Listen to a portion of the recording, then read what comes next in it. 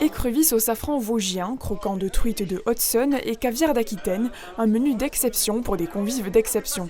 Les maîtres cuisiniers de France se réunissaient ce lundi pour un dîner de gala à Gérardmer, clap de fin de leur congrès international annuel. Une destination choisie il y a 2 ans déjà avant de reporter l'événement à cause de la crise sanitaire.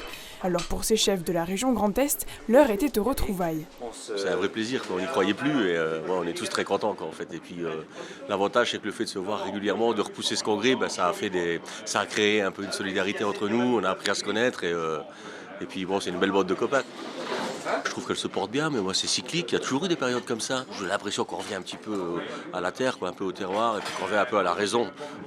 Qu'on va voir nos producteurs, moi je trouve que c'est très important en fait, de faire vivre un petit peu les artisans qui sont autour de nous. Donc ça, je pense que ça c'est quelque chose qu'on a gagné en fait, surtout avec le Covid.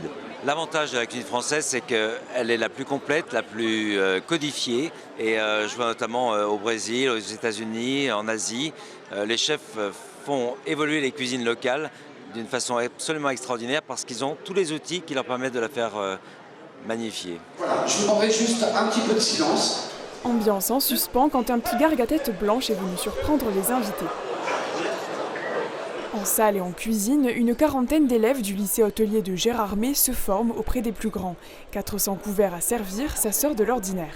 C'est un peu de pression quand même, surtout qu'on n'a jamais fait de service du coup.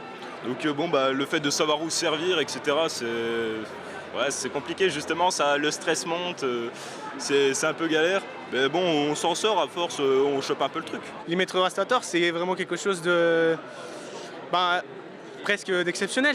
On voit tous les cuisiniers, c'est assez impressionnant. On sait que c'est toutes des personnes qui sont de notre corps de métier. Quand on fait les congrès, c'est souvent des écoles qui nous servent, l'école hôtelière du coin.